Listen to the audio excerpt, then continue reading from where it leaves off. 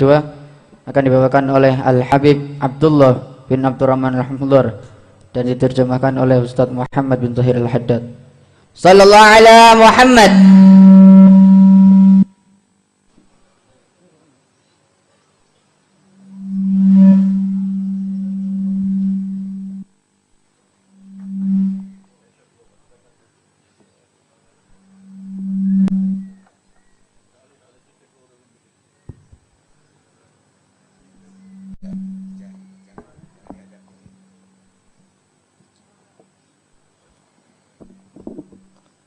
الحمد لله على اجتماعنا وإياكم في هذه الحولية المباركة في بلد طوبان، حولية الحبيب عبد القادر بن علوي السقاف، فالله يجعلنا وإياكم في بركة هذا الإمام ويتغمده بواسع رحمته ويجعل قبره روضة من رياض الجنان وروحه في عليين مع النبيين والصديقين والشهداء والصالحين، ويبارك في أحفاده وأصباطه ويجعل فيهم الكرامة والاستقامة والعلم إلى يوم الدين، آمين يا رب العالمين. بسم الله الحمد لله والصلاة والسلام على رسول الله سيدنا محمد بن عبد الله وعلى آله وصحبه ومن والاه. Beliau tetamu kita Al-Habib Abdullah bin Abdurrahman Al-Muhdhar memulai petuah beliau dengan memuji kepada Allah Subhanahu wa taala. Alhamdulillah. Beliau bersyukur kepada Allah Subhanahu wa taala atas perkumpulan yang kita hadiri ini. Tidaklah kita menghadiri perkumpulan ini kecuali karena keberkahan daripada Al-Habib Abdul Qadir bin Alawi As-Saggaf. Semoga Allah Subhanahu wa taala memberikan curahan rahmatnya kepada Al-Habib Abdul Qadir dan Allah memberikan keberkahan kepada keluarga yang ditinggalkan oleh beliau, dan semoga mereka semua berada di dalam surga Allah Subhanahu wa taala yang tertinggi. فإنها كانت الطوبان تقصد لطلب العلم بوجود الرجال العلماء الذين يقتدى بهم، فالله يرد لهذه البلاد ما فات، فإن المنزل بالنزيل والمكان بالمكين، فالله يحييها بما كان فيها من العلوم النافعات والأحوال المرضيات. Sesungguhnya kota Tuban ini merupakan salah satu kota yang dituju oleh banyak penuntut ilmu. Banyak penuntut ilmu dari luar kota selalu menuju kota Tuban untuk menuntut ilmu. Oleh karena itu beliau berdoa semoga Allah Subhanahu wa taala mengembalikan kejayaan keilmuan kota Tuban sebagaimana dahulu kala. Karena sesungguhnya tempat itu, rumah itu tergantung orang-orang yang tinggal di dalamnya. ما هناك ملائكة تنزل من السماء لتصلح العباد، لا، بل هناك ضمائر حية يحييها الله سبحانه وتعالى لتنفع نفسها وتنفع العباد، فيكونوا من أفضل العباد، إذ أفضل العباد أنفعهم لعباد الله سبحانه وتعالى. Karena tidak mungkin Allah Subhanahu wa taala akan mengutus malaikat secara langsung untuk membenahi umat ini, untuk membenarkan kerusakan yang ada di muka bumi ini, tidak mungkin. Akan tetapi Allah menjadikan hati-hati sebagian makhluk pilihan, sebagian manusia-manusia pilihan, yang mana kemudian mereka memberikan manfaat, mereka rela untuk memberikan dirinya, memberikan waktunya semuanya untuk umat ini. Itulah kemudian yang akan menghidupkan apa-apa yang mati di hadapan ini. فإن الله سبحانه وتعالى يقول إن تنصروا الله ينصركم، أي إن تنصروا محمد صلى الله عليه وآله وسلم، ومن لازم نصرة محمد إظهار شريعته وإحياء سنته في بيوتنا وفي بلادنا. أما أن ننظر للمنكرات ونسكت، وننظر لترك الواجبات ونسكت، ونريد أن تحيا البلاد، بل كل سنة أخص من سنة، لكن شرط الله سبحانه وتعالى لخيرية كل أمة أن يأمر بالمعروف وأن ينهوا عن المنكر. Oleh karena itu kemudian hati-hati daripada orang pilihan itu menjadi hati-hati atau makhluk-makhluk yang paling dekat dengan Allah Subhanahu wa taala. Karena paling dekat makhluk dengan Allah adalah yang paling bermanfaat untuk makhluk-makhluk yang lain.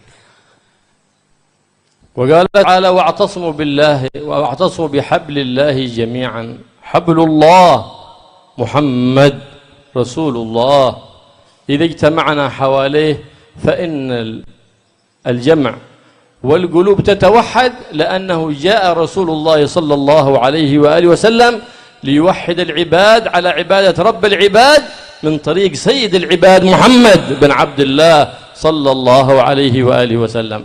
Allah Subhanahu wa taala berfirman, "Ya tansurullaha yansurkum."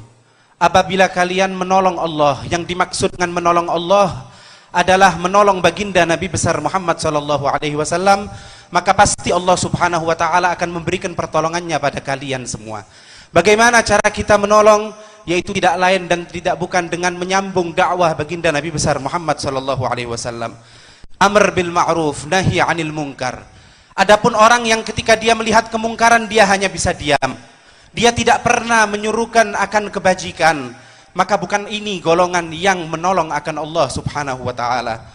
Wa'tasimu bihablillahi jami'an, dan berpegang teguhlah kalian dengan tali Allah. Tali Allah tidak lain adalah baginda Nabi besar Muhammad sallallahu alaihi wasallam. فإن الاجتماع بركة، فلهذا كانت الجماعة مطلوبة، فلأن الله سبحانه وتعالى ينظر إلى الإمام فإن وجد فيه خيرا قبل المأموم بواسطته، فإن لم يجد فيه خيرا نظر إلى من خلف الإمام فإن وجد فيه خيرا قبلهم بواسطته، ثم نظر إلى الصف الأول، ثم نظر إلى الثاني، وهكذا. فإن وجد في أهل الجماعة خيرا قبلهم بواسطة ذلك الواحد، فإن لم يجد فيهم خيرا قبلهم الله بواسطة اجتماعهم. فالاجتماع كرامة وفخر، والتفرقة مذلة ونقص. Dan sesungguhnya perkumpulan persatuan itu merupakan suatu keberkahan dari Allah Subhanahu wa taala. Perkumpulan persatuan merupakan suatu yang dianjurkan oleh syariat. Oleh karena itu kita dapati salat berjamaah, salat bersama-sama merupakan suatu yang digariskan oleh syariat. Bahkan Allah Subhanahu wa taala akan menerima suatu ibadah yang dilakukan dengan bersama-sama, dengan jamaatan. Allah Subhanahu wa taala contohnya ketika di dalam salat akan melihat apabila ada di antara salah satu shaf, baik yang pertama ataupun yang kedua, yang ketiga, ada yang khusyuk, maka salat yang lain pun akan diterima sekalipun tidak khusyuk.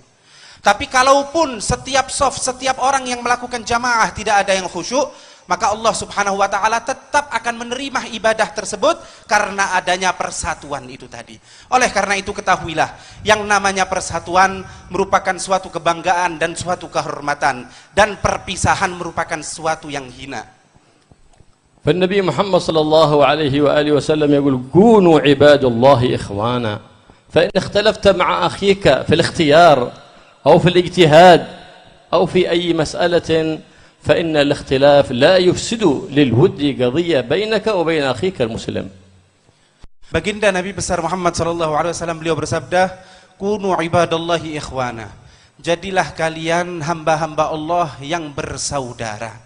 Kalaupun ada perbedaan pendapat di antara kalian, apapun perbedaan tersebut, maka janganlah perbedaan itu menjadi sebab perpecahan di antara kalian.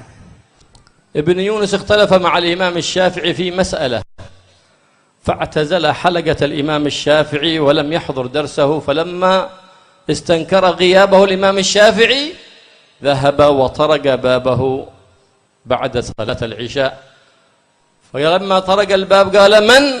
قال محمد بن إدريس، فقال خطر في بالي كل من اسمه محمد بن إدريس ولكن من لم يخطر في بالي الإمام الشافعي، فقال له يا هذا إنني قد جمعتني وإياك مسائل كثيرة فلا تفرقنا وإياك مسألة واحدة.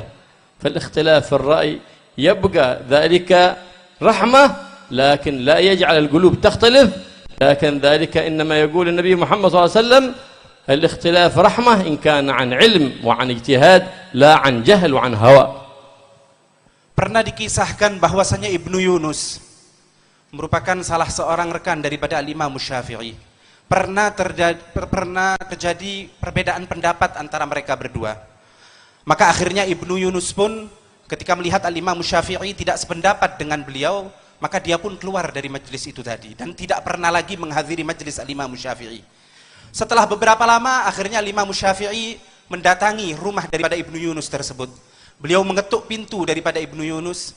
Lalu Ibnu Yunus mengatakan siapa di pintu, siapa di luar? Maka Imam Syafi'i mengatakan Muhammad bin Idris. Saat itu dia berpikir, siapa rekan atau orang yang dikenal yang bernama Muhammad bin Idris? Sama sekali tidak ada di hatinya Imam Syafi'i, nggak ingat akan Imam Syafi'i. Akhirnya dibuka pintu rumahnya, maka dia kaget bahwasanya yang datang adalah Imam Syafi'i. Maka apa yang dikatakan Imam Syafi'i? Wahai Ibnu Yunus, kita telah memiliki pendapat yang sama dalam banyak masalah. Kita memiliki pendapat yang sama, maka jangan gara-gara satu pendapat yang satu masalah yang kita tidak sependapat, masalah itu menjadi sebab perpecahan antara kita. Sebab ingat, kadang-kadang al-ikhtilaf itu pun menjadi rahmah. Tapi kata beliau sebagaimana disabdakan oleh Rasul sallallahu alaihi wasallam, ikhtilafu ummati rahmah, perbedaan pendapat daripada umatku rahmah itu kalau didasari dengan ilmu, bukan didasari dengan hawa nafsu.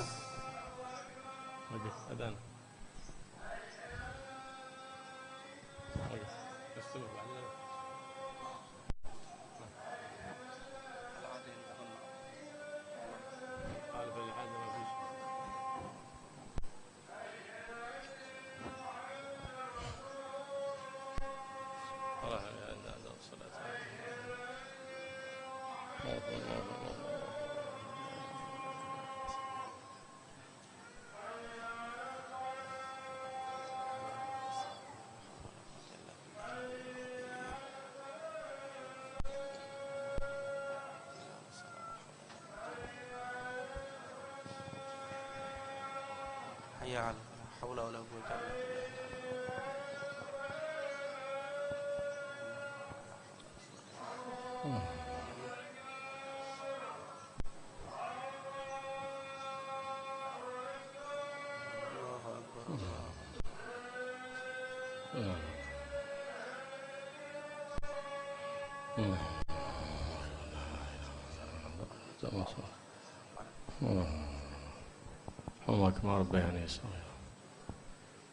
سأل بعض الصالحين الحبيب عيدروس بن عمر الحبشي، قال له: إني إذا زرت أهلي وأجدادي من السلف الصالح لوحدي أجد حضور وسكون وطمأنينة، وإذا حضرت الزيارة مع اجتماع الناس في الزيارة العامة لا أجد ما أجده في تلك الزيارة.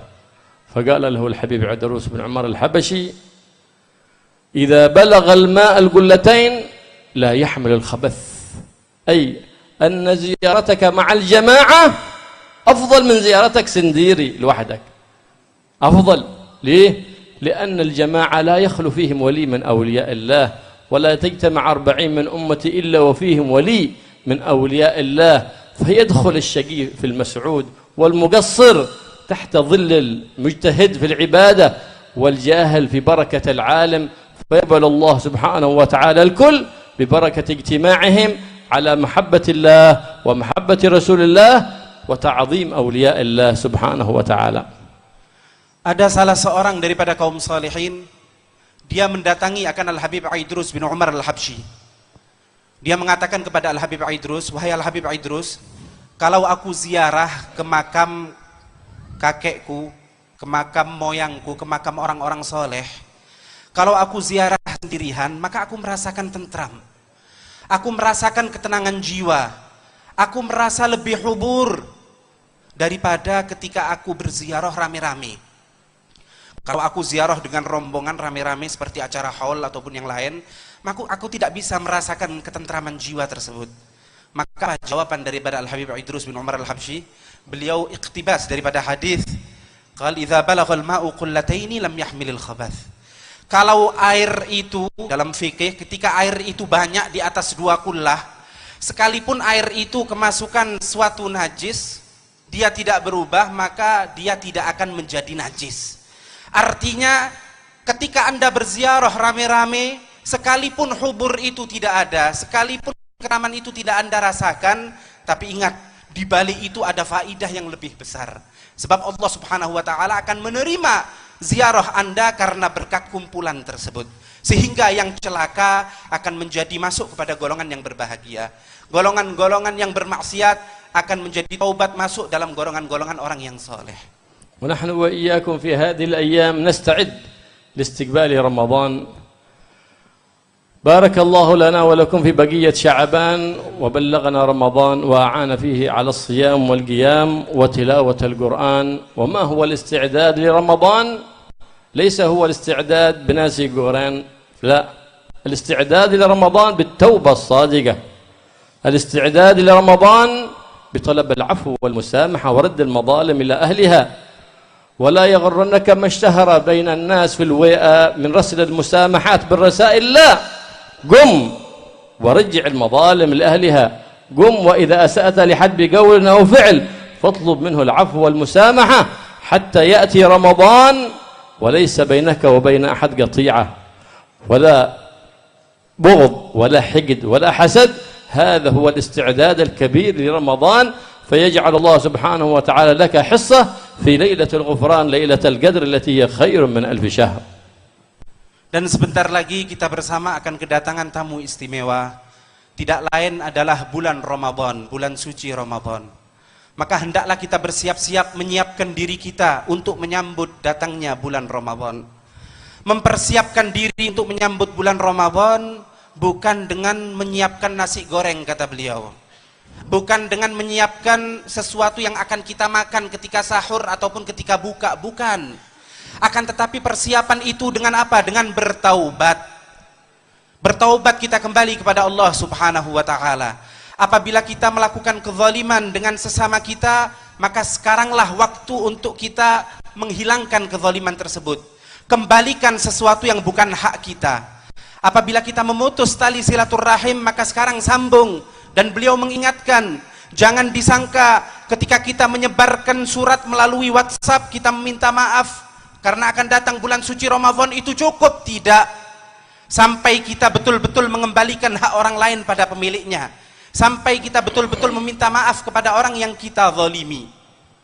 فإن النبي محمد صلى الله عليه وآله وسلم كان في آخر يوم من شعبان يخطب في أصحابه وينبههم على ما هم مقبلين عليه من هذا الشهر العظيم، ويقول لهم لقد أظلكم أي قرب عليكم شهر عظيم، شهر جعل الله سبحانه وتعالى فيه ليلة خير من 1000 شهر، فمن أدركها بالعبادة فكأنما عبد الله في 1000 شهر، ومن أدركها في 12 سنة فكأنما عبد الله 1000 سنة. فيه ليلة خير من 1000 شهر. ما أتى عبد مؤمن خيرا إلا من سنة إلا أعطاه الله ثواب الفريضة في غير رمضان، وما فعل فريضة في رمضان إلا وأثيب عليها ثواب 70 فريضة في غير رمضان، وأعطاه الله سبحانه وتعالى بكل سجدة 1700 حسنة، وغفر الله له ذنبه وعتقه من النيران. Ar-Rasul sallallahu alaihi wasallam ketika dekat datang bulan Ramadan, maka beliau mengumpulkan para sahabatnya.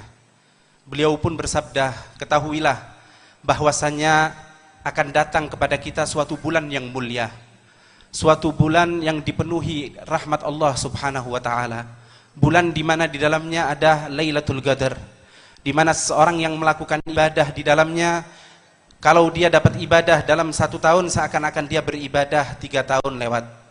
Kalau dia mendapati lebih dari itu, maka bisa-bisa dia mendapatkan fadl, keutamaan sampai 12 tahun Islam. 12 tahun. Barang siapa yang melakukan perbuatan sunnah di dalam bulan Ramadan, maka dia akan mendapatkan pahala seperti dia melakukan suatu yang wajib. Barang siapa yang mendapatkan Lailatul Qadar selama 12 kali, maka seakan-akan dia beribadah kepada Allah selama 1000 tahun dari keutamaan Lailatul Qadar. Barang siapa yang melakukan perbuatan sunnah, seakan-akan dia mendapatkan pahala perbuatan yang wajib. Barang siapa yang melakukan perbuatan yang wajib, dia akan diganjar dengan 70 kali lipat pahala sesuatu yang wajib tersebut. وفيه قيام ليلة القدر وهي التراويح فضلها عظيم. قال سيدنا عثمان نور الله ضريحك يا عمر كما نورت مساجدنا. قال سيدنا علي هذا لحديث سمعه مني من النبي محمد صلى الله عليه وآله وسلم. فالذي يصلي 20 فهو الوارد عن الصحابة والسلف الصالحين، ومن صلى 8 فهو صلى من التراويح، فلا يكون هناك اختلاف وتفرقة بين الجماعة في من يصلي 20 أو يصلي 8 وتكون قطيعة حتى لا يشهد له صلة رحم ولا عواد في العيد لأنه يصلي 8 وهذا يصلي 20. لا، فقطيعة الرحم حرام والتراويح سنة، فالأولى ترك التراويح حتى لا نختلف. فإن أدت المسنون إلى فعل حرام كان الأفضل ترك تلك السنة حتى لا نقع في الحرام.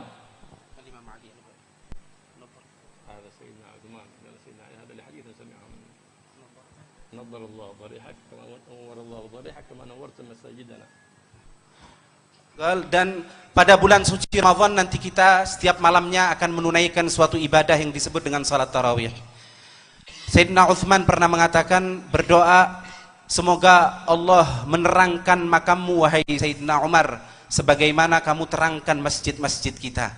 Sebab jamaah dalam salat tarawih dilakukan secara serentak di masjid-masjid pada masa khilafah Sayyidina Umar. Sayyidina Ali pun mengatakan, Sayyidina Uthman tidak mengatakan itu kecuali karena ada dasar hadis. Kemudian Habib Abdullah mengatakan, maka orang yang salat tarawih itu yang terbaik. Jangan lagi menyibukkan diri dengan apakah itu salat 20 ataupun salat 8. Apalagi sampai salat itu yang salat 20 dengan yang 8 ini menjadikan perpecahan antara mereka. Jangan sampai. Karena ingat, salat tarawih merupakan sesuatu yang sunnah, sedangkan menghubung tali silaturahim merupakan sesuatu yang wajib. Jangan kita menggugurkan sesuatu yang wajib hanya karena yang sunnah.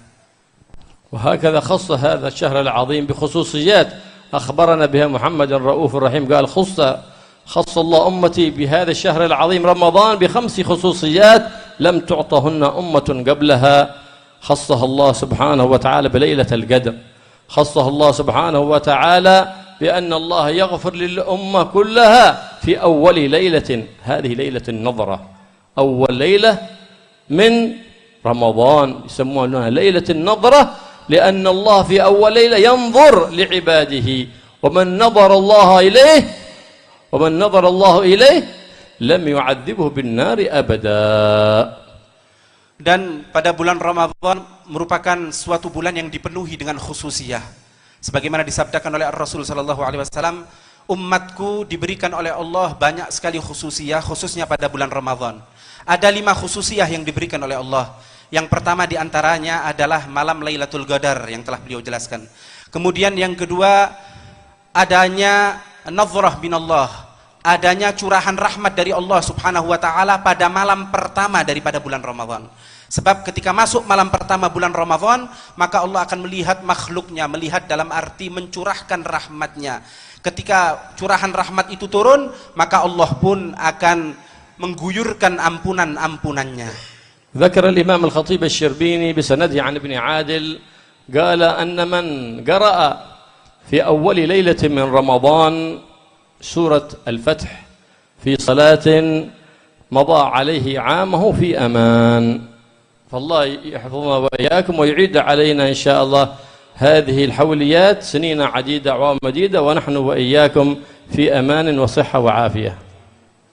Al-Imam Al-Khatib Syarbini beliau meriwayatkan suatu riwayat dari Al-Imam Ibnu Adil bahwasanya orang yang pada malam pertama bulan Ramadan dia membaca surat Al-Fatah, maka akan berlalu setahun setelah waktu tersebut dalam keadaan aman selalu, aman sentosa. Semoga Allah Subhanahu wa taala selalu menjadikan keadaan kita dalam keadaan aman. Wa khalufu fam as-saim atyabu 'inda Allah min rih al-misk. هذه الخصوصية الثالثة. الرابعة أن الله سبحانه وتعالى يزين الجنة في كل يوم من أيام رمضان ويقول يوشك عبادي الصالحون أن يتركوا الأذى والتعب أي في الدنيا من النصب ويأتوا إلى بيت الراحة وهي الجنة النعيم لعباد الله الصالحين.